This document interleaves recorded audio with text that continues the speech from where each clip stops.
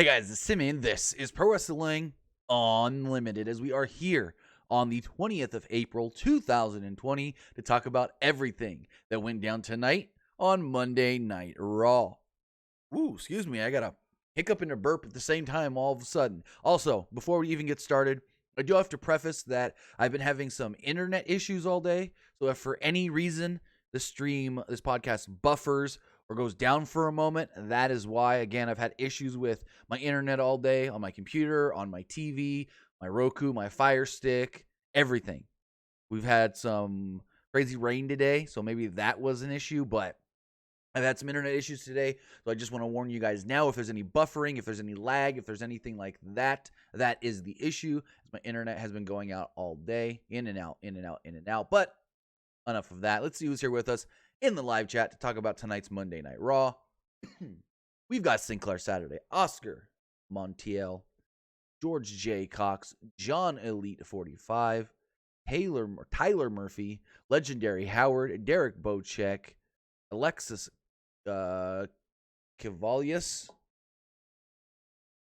Broken King Slender, Eric Tate, Nelson, and so many more of you. Thank you guys for joining me here tonight to talk about a Monday Night Raw.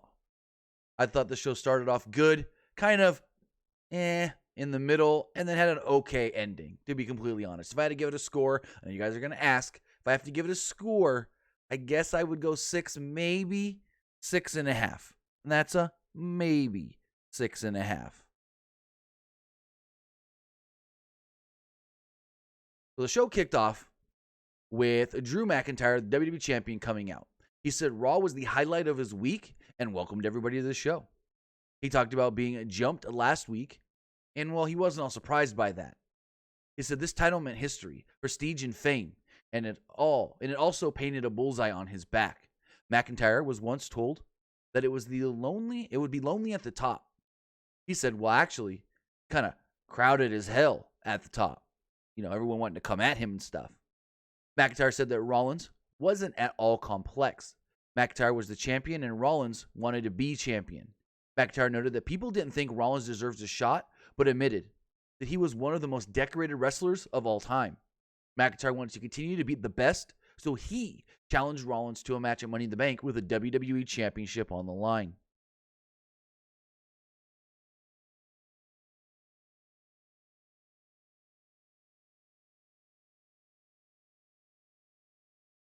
McIntyre was about to give Rollins a message, but was interrupted by Zelina Vega, Angel Garza, and Austin Theory. Vega said that he was too focused on Money in the Bank and was looking past Garza.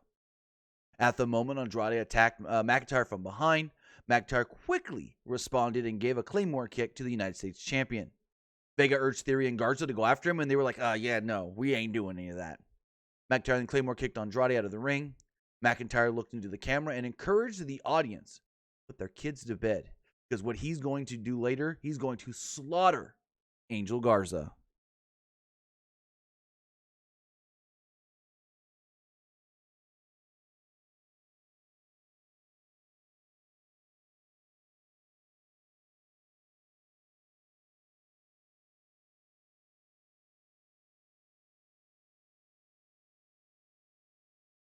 Sorry about that. Had to respond to a message about my kids. All good though. Byron Saxton, Tom Phillips, and Jerry Lawler were on commentary. They spoke about the gimmick for this year's Money in the Bank ladder match, and well, from everything we're able to gather, both ladder matches, the men's and the women's, are happening at the exact same time.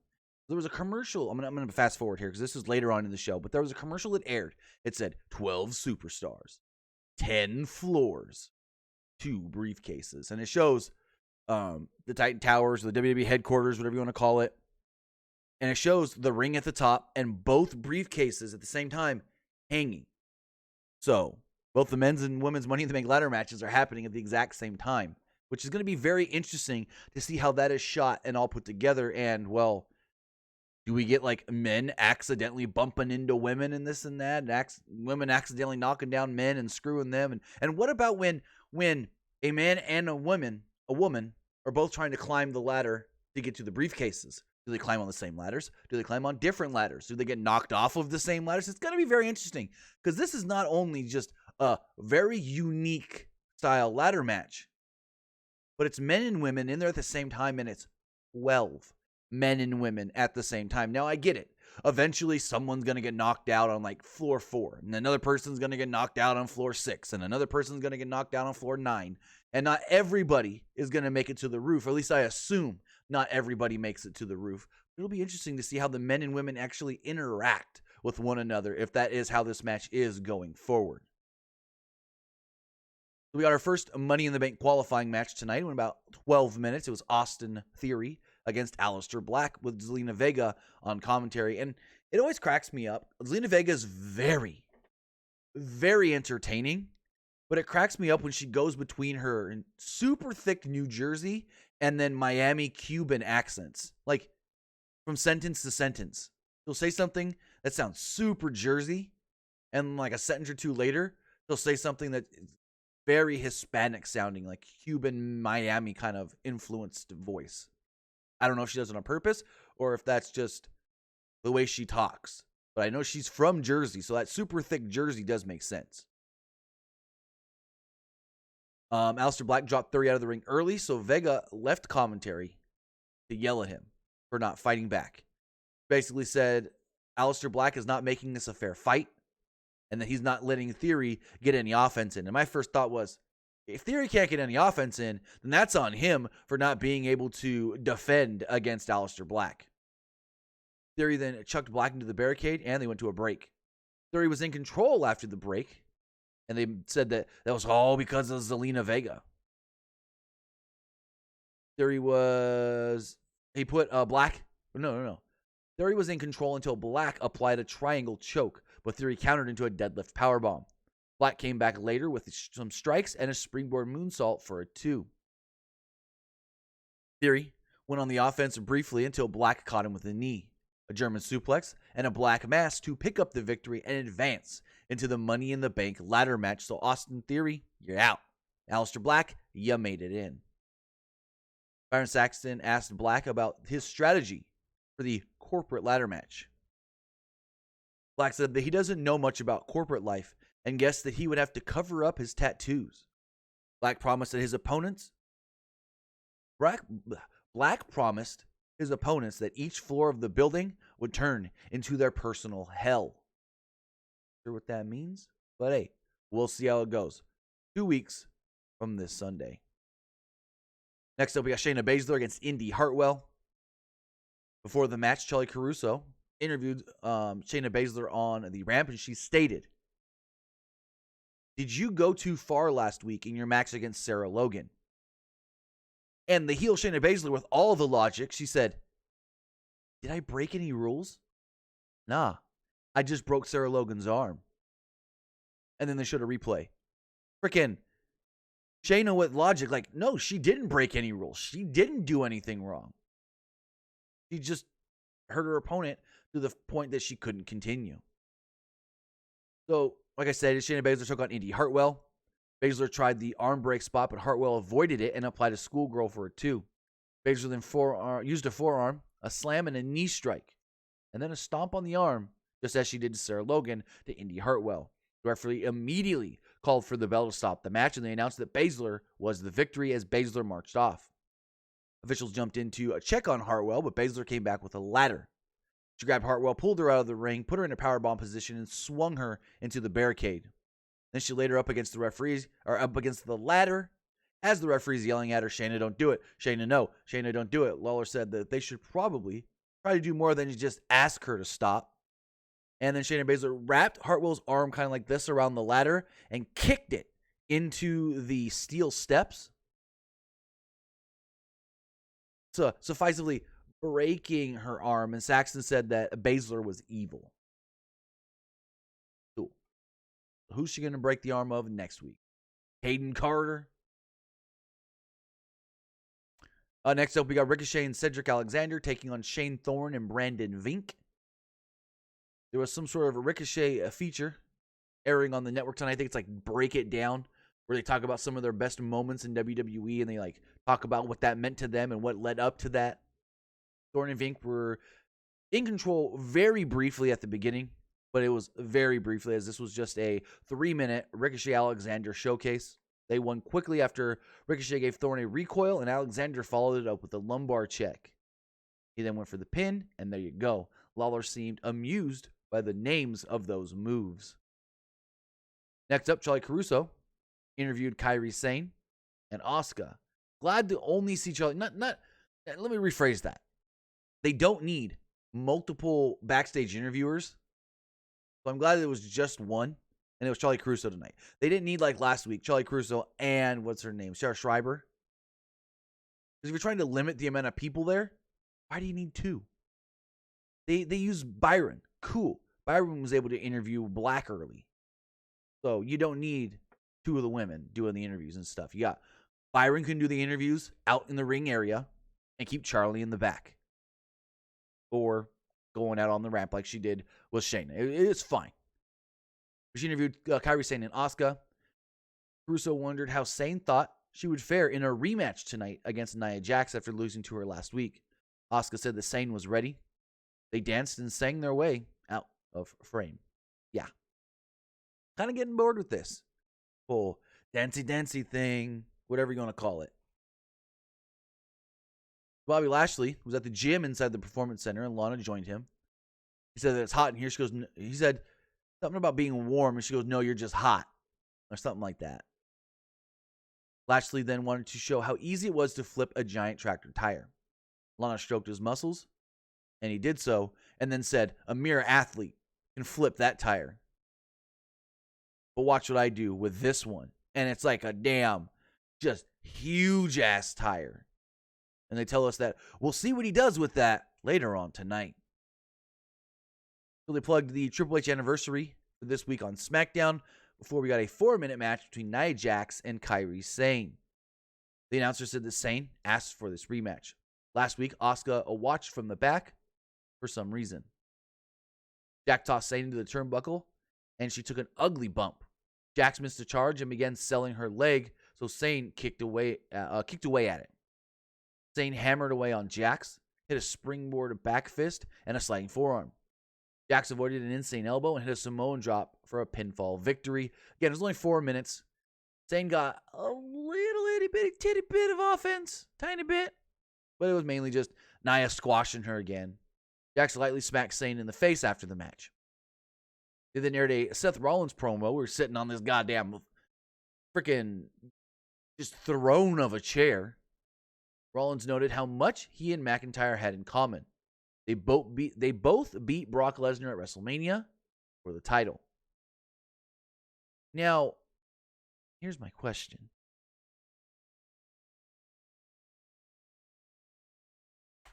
Did Seth pin Brock or did he pin Roman?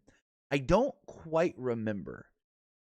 Because, I mean, yes, it's kind of the same thing. Brock was the champion. He won. Blah, blah, blah. Yeah, whatever. But did he beat Brock per se? Or did he pin? I can't remember. I think he pinned. I'm pretty sure he pinned Roman. Because Brock had him up in the F5. Roman speared Brock. Seth curb stomped Roman. Pinned Roman. Won the title. Pretty sure that was a sequence of events leading to the finale of that match. When he's like, we both pinned Brock Lesnar at WrestleMania to win the title. Not quite Sethy boy. But basically, he said that, what was I getting at? He said that they both beat Brock Lesnar at WrestleMania. He then accepted the challenge, but not out of respect, out of disdain. He said this wasn't personal, it was necessary. Rollins said that the WWE Universe needs a leader. But as much as they had in common, he was a proven leader, and McIntyre was not. Rollins would be the light in the darkness. He would take the title, not because he wants to, but because he feels he has to. And then one of the worst things I've seen on WWE television in a while, at least in my opinion, it was carpool karaoke with the Viking Raiders. And they basically said a bunch of things, and they were like, Vikings, Vikings, Vikings, or whatever it was. It was bad. Very bad. they would like say a catchphrase type line and then go Viking Raiders or something like that. I didn't write down exactly what it was, but this was bad. This was cringeworthy. This was holy crap.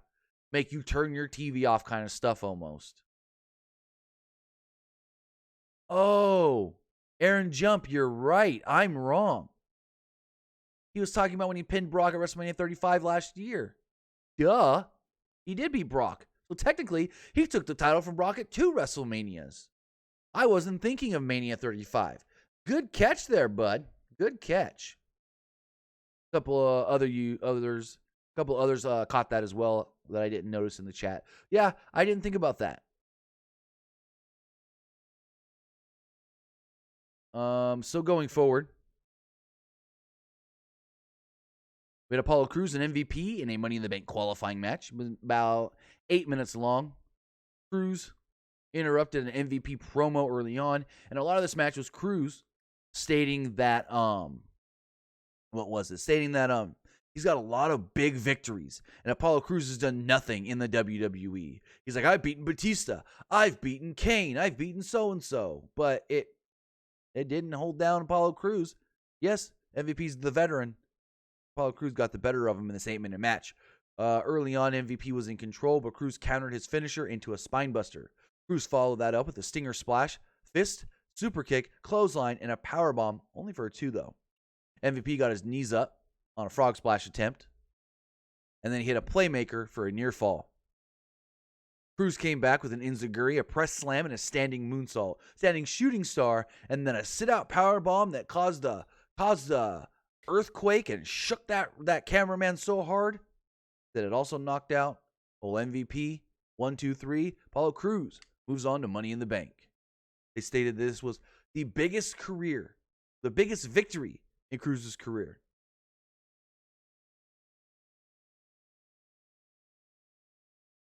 So in the back, Charlie Caruso interviewed Ruby Riot. She interviewed her about the Riot Squad. Oh, my notes just went away. Let me refresh that.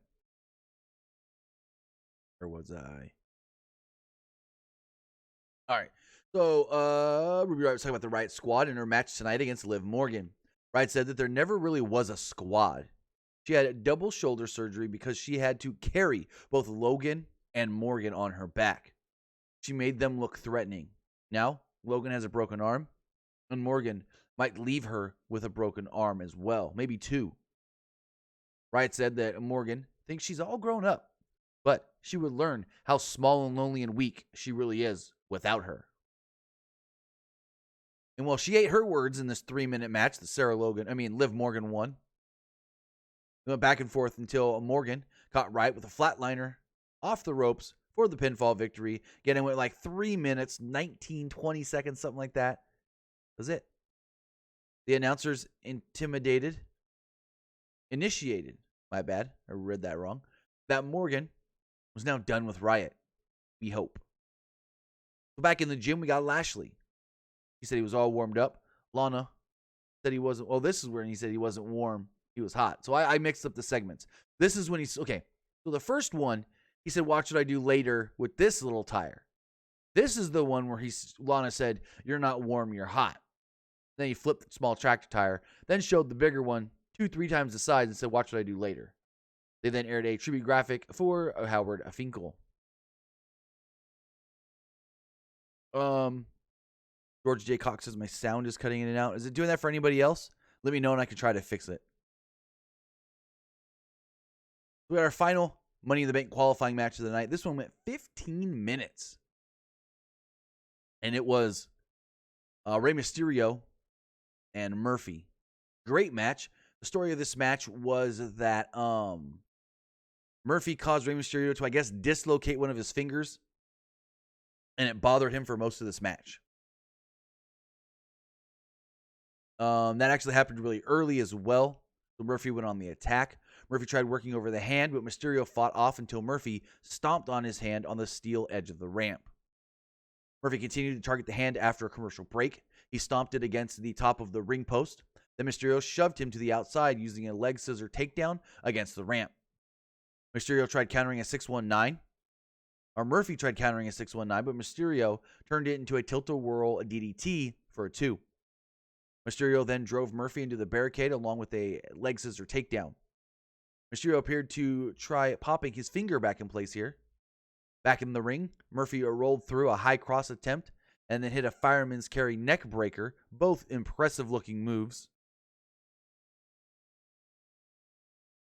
Mysterio then blocked a sunset flip powerbomb into a Canadian destroyer, hit a 619, hit a frog splash, and pinned Murphy to finally go into Money in the Bank. This is only the second time that Rey Mysterio will be in a Money in the Bank ladder match. I would have thought more, but then you also got to think, since Money in the Bank's been around, Rey was away from the company for a while. So, yeah, he wasn't in that many Money in the Bank matches. This is only the second one he's ever been in.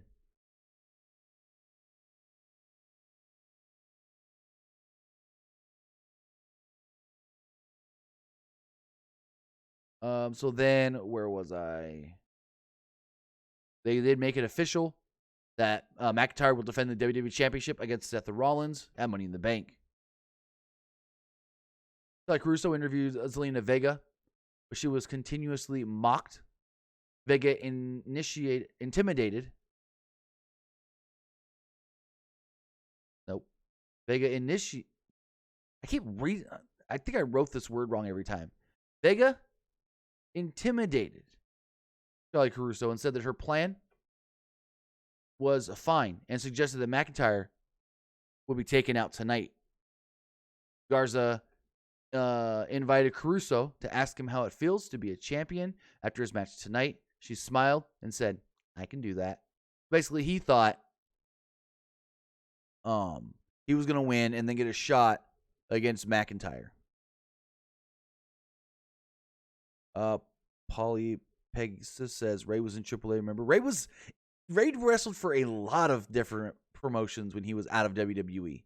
Rey wrestled for, everybody but Impact and ROH, basically, to be completely honest. Rey wrestled for every other promotion other than Impact and ROH while he was gone. Then we got NXT Women's Champion Charlotte Flair against Kayden Carter in a 2 to 3 minute match. Charlotte stretched using the ropes as the bell rang. She then caught Carter off guard and hit her with a big boot. She said, "You should always do your homework." Carter then fought back and used a crucifix driver.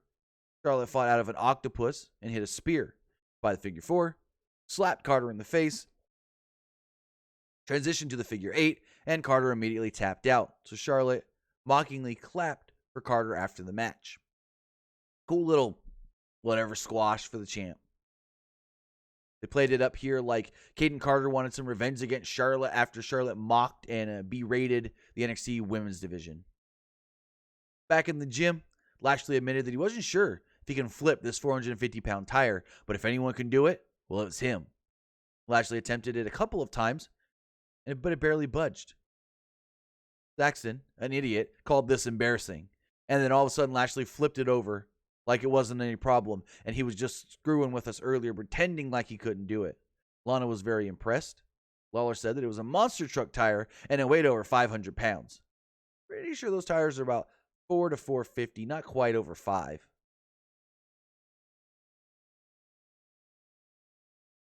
Then we got United States Champion Andrade in a non-title match against Akira Tazawa.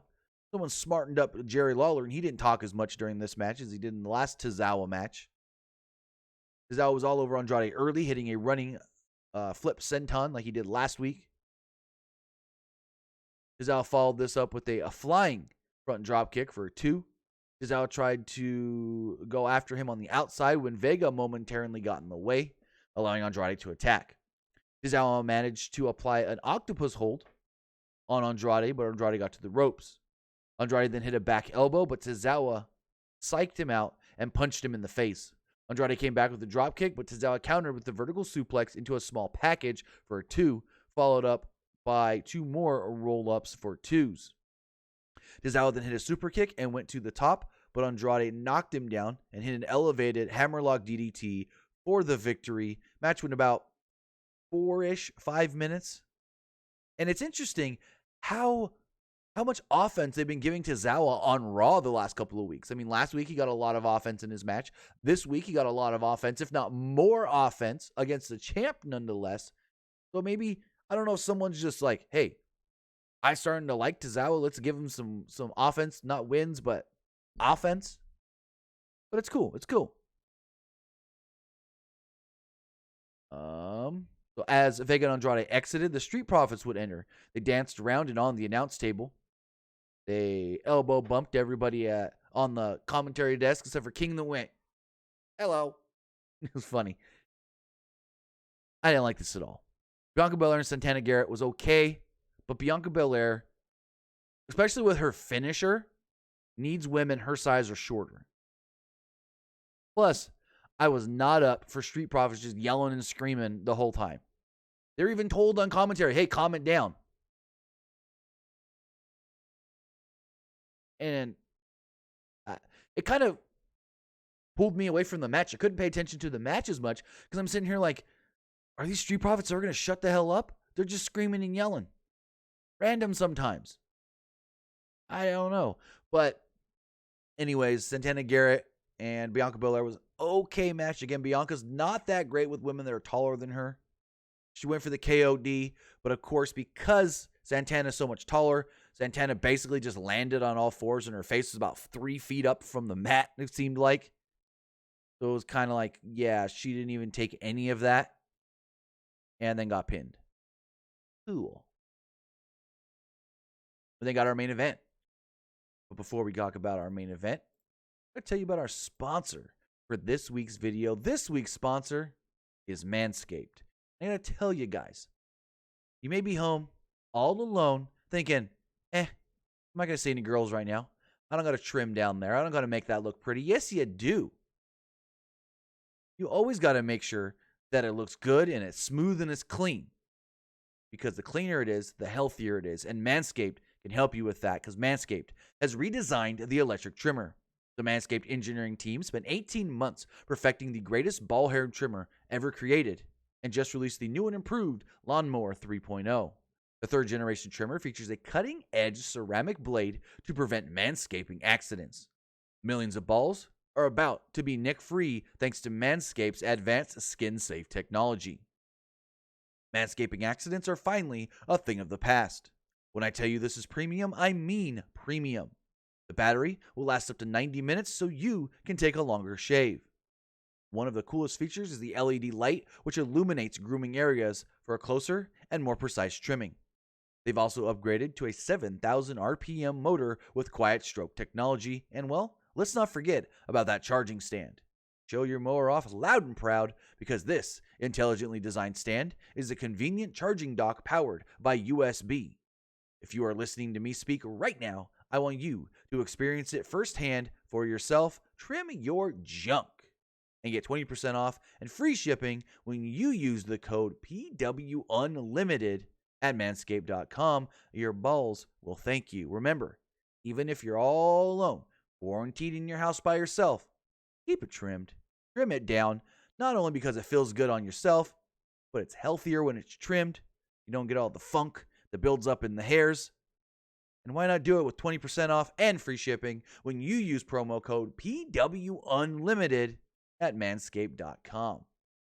Telling you folks, change your life. I know firsthand. With that, we got WWE Champion Drew McIntyre in a 5-minute match against Angel Garza.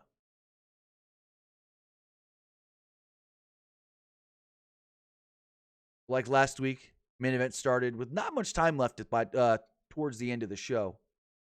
McIntyre chopped the hell out of Garza early. Andrade tried to cause a distraction as Garza went for a dive, but McIntyre caught him and hit him with a headbutt. Theory also tried to attack McIntyre, but he fended him off. Garza finally managed to take advantage and rammed him twice into the post. Garza followed this up with a missile dropkick for a 1. McIntyre then fought out of a single-legged crab and hit a clothesline and a boot. McIntyre hit a double axe handle and went for a claymore, but Garza escaped the ring. As he did, McIntyre ripped the pants off. McIntyre hit an Undertaker dive on all 3 men. McIntyre literally ran and did a flip dive over the top rope.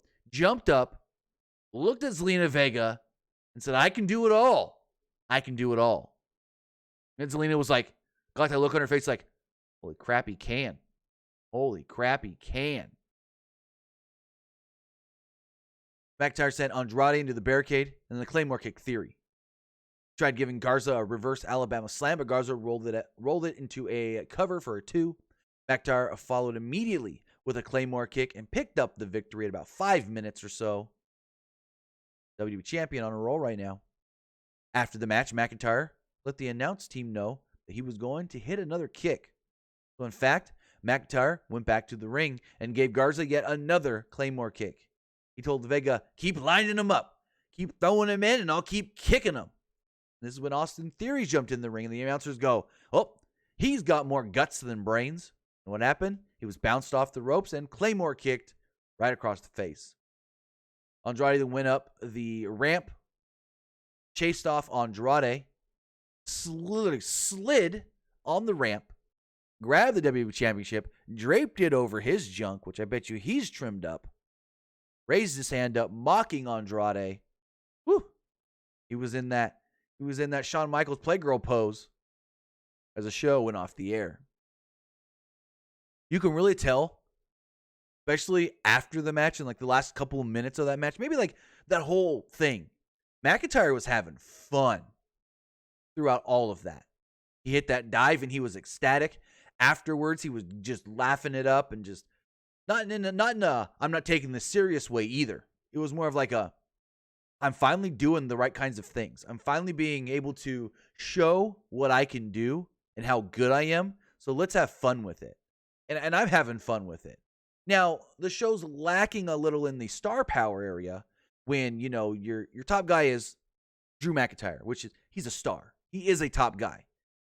But then nothing against Zelina's crew. But when they're like number 2 on the show, it really shows when you've got no Edge. You've got no Randy Orton. You've got no AJ Styles. You've got no Brock Lesnar. It really shows that they need to build up some more stars, and I hope that's what they're doing with Andrade, at least in this 3-man unit with Zelina Vega. With that, see if we have any text messages really fast. Nope, don't have any text. Actually, we do have one text message. This person says, do you see Sarah Logan being brought back into the company? She was mentioned way too many times tonight to not be.